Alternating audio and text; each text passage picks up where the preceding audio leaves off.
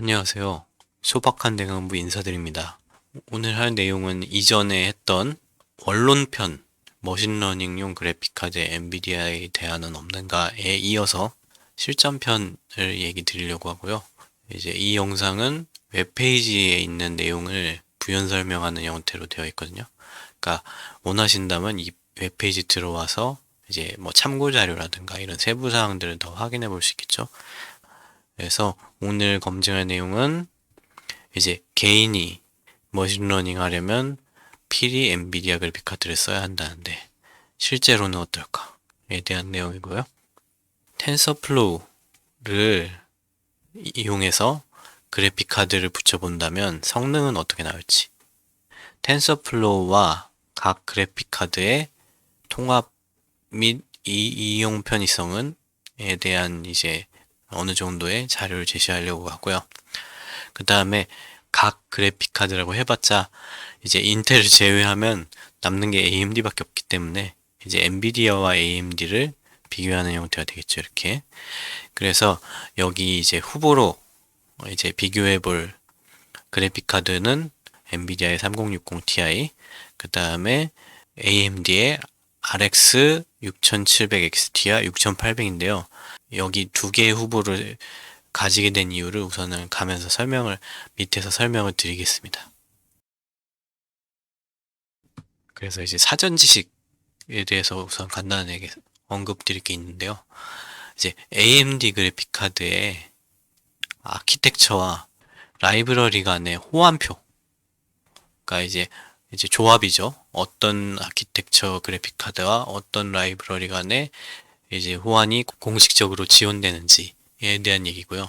이름에 소문자 S를 뒤에 붙인 경우에는 이제 시리즈를 뜻하는 거죠. 그러니까 예를 들면 6700S면 이제 6700, 6700XT 뭐 이런 것들 시리즈로 이런 식으로 이제 6700 네이밍을 가지고 있지만 뒤에 뭔가 전미사가 붙는다든가 이런 것들을 다 뭉뚱그려서 이제 시리즈라고 표현을 했고요. 이 시리즈들이 GFX 803부터 GFX 1100까지 있고요.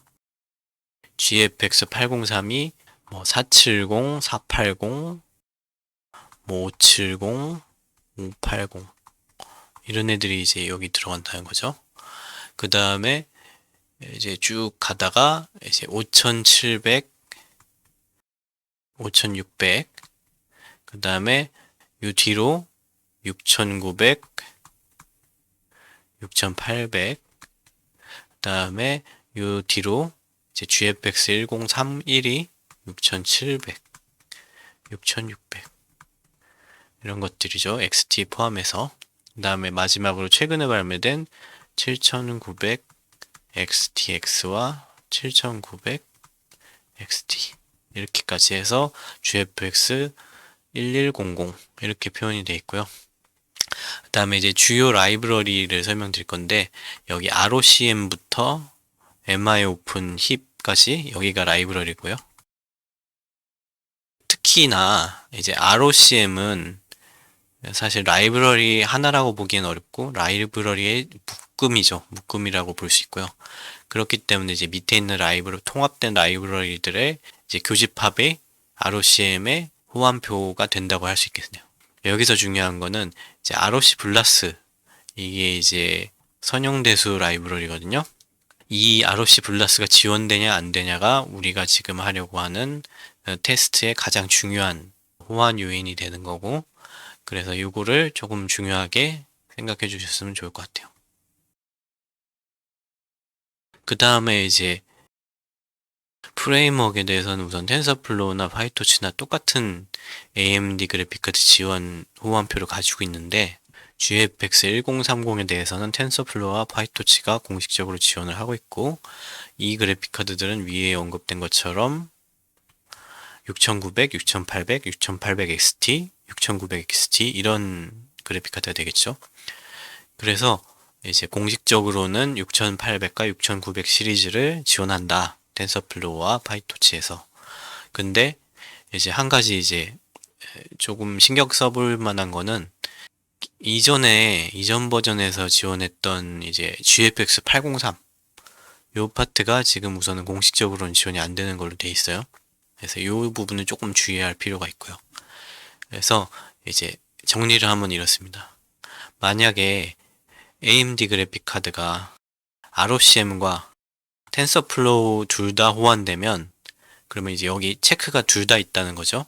뭐 예를 들면 1030에 ROCm과 이제 텐서플로우가 모두 체크되어 있으면 사전에 빌드된 패키지를 다운받아가지고 설치 후 바로 사용 가능해요. 다시 말하면 6800 유저는 그냥 인스톨해서 바로 돌리면 기존과 같이 사용이 가능하다는 얘기죠. 리눅스에서. 그 다음에 이제 ROCm 지원이지만 텐서플로우 미지원이라면 그러면 이제 텐서플로우 소스를 다운받아가지고 이제 자체 빌드를 해가지고 해당 그래픽 카드를 추가해서 우회할 필요가 있는 거고요. 그 다음에 이제 그 밖에 ROCm 지원은 아니지만 그렇지만 ROC 플러스 지원이라면 그리고 텐서플로우 미지원이라면 그러면 이제 이것도 소스를 다운받아서 자체 빌드를 한 다음에 이건 추가 테스트가 필요하겠죠. 내가 쓰는 기능에 ROC 플러스의 기능만으로 전체적으로 동작하는지 그것도 아니라면 이거는 안 될 가능성이 높아요. 그래서 마치 요 라인업에 있는 것들 있죠. GFX 1031처럼 뭔가 문제가 있을 가능성이 높습니다.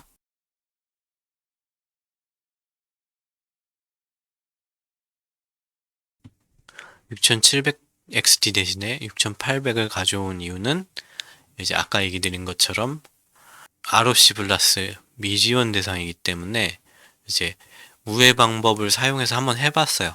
해보긴 했는데 이제 실행 중에 멈추는 이슈가 있어서 그래서 측정이 된 일부 경우에 대해서는 이제 성능을 수록하긴 했는데 이제 전체적인 성능을 제지를 못했어요. 결론적으로 말하면 오늘 실험 결과는 이제 대략적인 성능을 파악하는 정도로만 만족할 수 있을 것 같아요.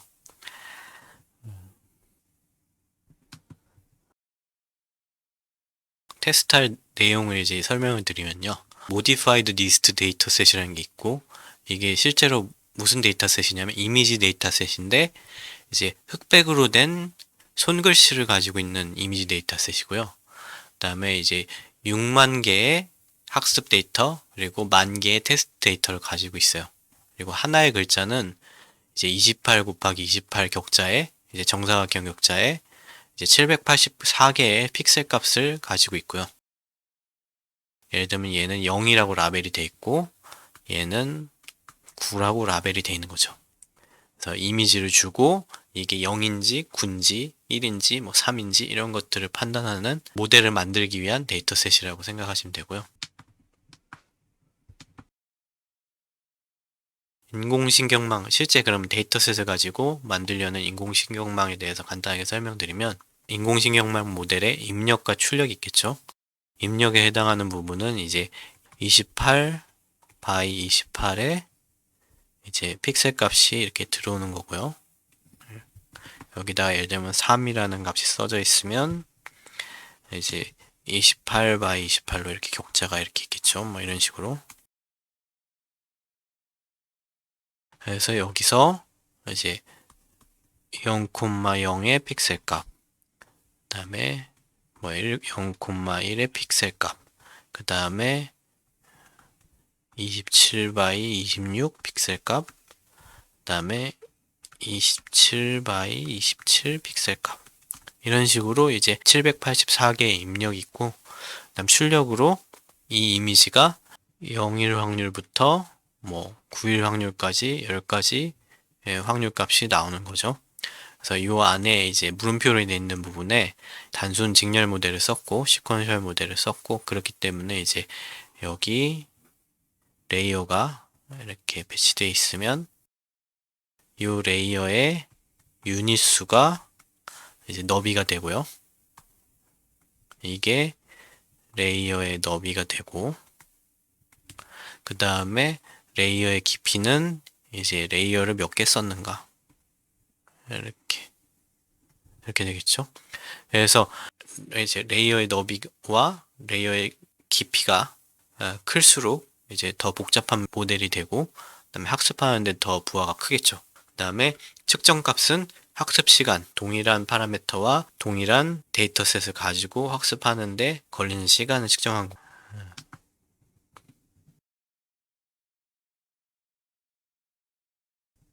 그래서 이제 실험 결과를 얘기 드리면, Y축으로 나열되어 있는 게 레이어의 너비, 그다음에 X축으로 나열되어 있는 게 레이어의 깊이이고요. 오른쪽 하단에 있는 이 박스가 가장 부하가 큰 박스가 되겠죠. 가장 복잡.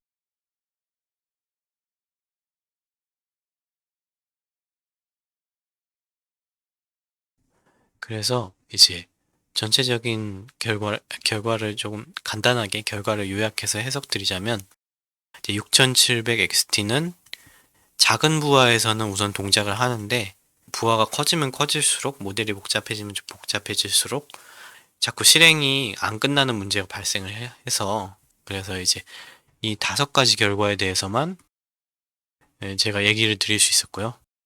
이제 전체적인 경향은 원론편에 행렬 곱셈 결과랑 크게 다르지 않다.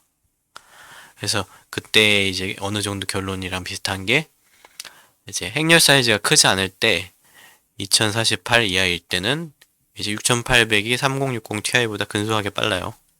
근데 행렬 사이즈가 클 때, 여기서는 이제 4096이죠. 이제 6800 성능은 3060 Ti랑 대동소이한데, 이제 6800 성능이 3060 Ti의 TF32 버전에는 못 미친다. 그러니까 텐서 코어를 사용한 텐서플로트 32를 사용한 경우에는 성능이, 그때는 이제 상대적으로 6800이 3060 Ti보다 느리다라는 걸 얘기 드릴 수 있을 것 같고요. 요거를 이제 정리를 하면 이런 식으로 요약을 할 수 있을 것 같아요. 부하에 따른 GPU 특성을 보면, 이제 6080은 적은 부하에서 3060 Ti 대비 GPU 활용률이 높을 거라고 이제 예상이 되는 거죠. 이제 3060 Ti는 부하가 커짐에 따라서 이제 부하 대비 효율성이 6800보다는 이제 나을 거다라는 거를 생각해 볼 수 있겠어요. 그래서 이제 답변의 시간이라고 써놨는데, 원래 첫 질문, 머신러닝용 그래픽카드에 엔비디아에 대한 없는가? 근데 현재로서는 인텔 그래픽카드는 아직은 시장의 대안이라고 보긴 어렵고, 그렇기 때문에 남은 AMD 그래픽카드는 엔비디아 그래픽카드의 대안이 될 수 있는가라는 질문으로 생각해 볼 수 있겠죠.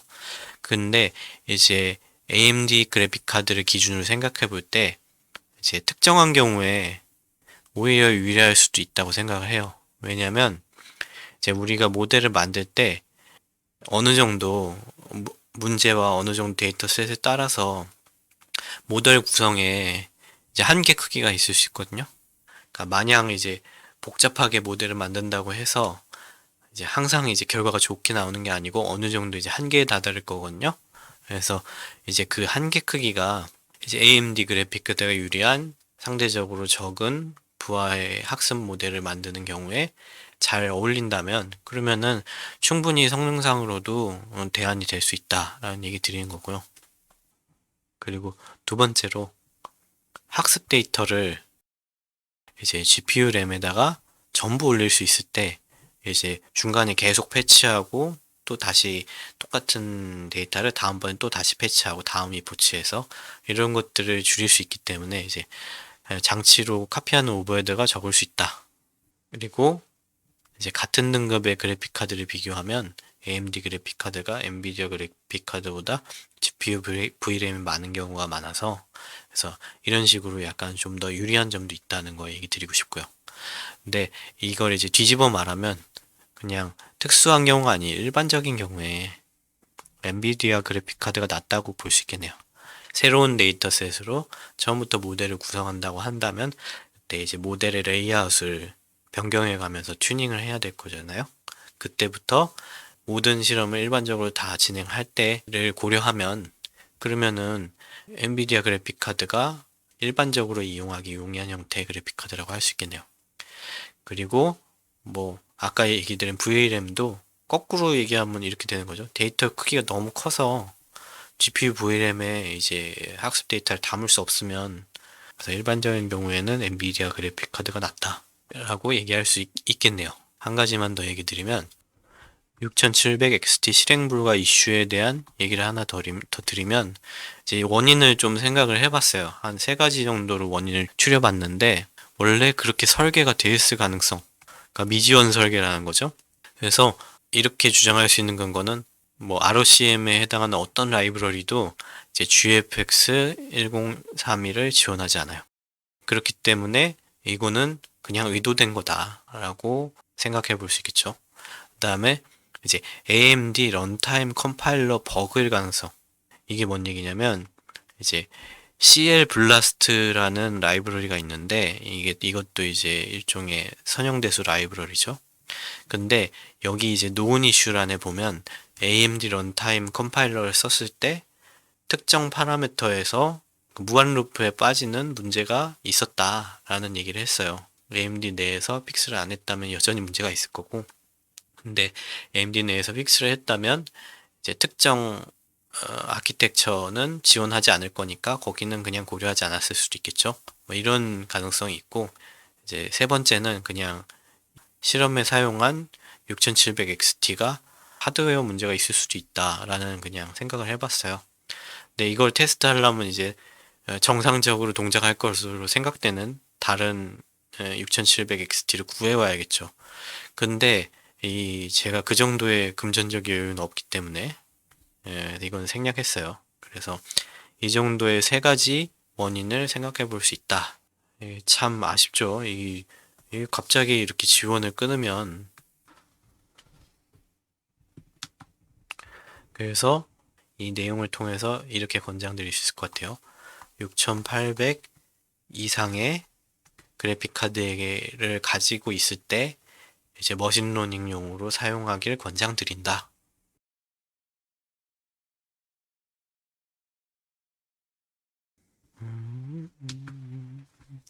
그리고 이제 간단하게 번외편을 제공할 예정이고요. 다음 편으로 AMD 그래픽카드 전 라인업에 대해서 텐서플로우 파이토치 설치 가이드를 우선 웹페이지로 제공할 예정이에요. 그래서 제가 그동안에 나름 삽질을 하면서 나름의 뭐 사용 가능한 길을 한번 정리를 해보려고 하는 거거든요. 제 나름에도 도움이 되고 여러분의 삽질을 줄이고자 이제 이런 번외편을 제공할 예정이고요.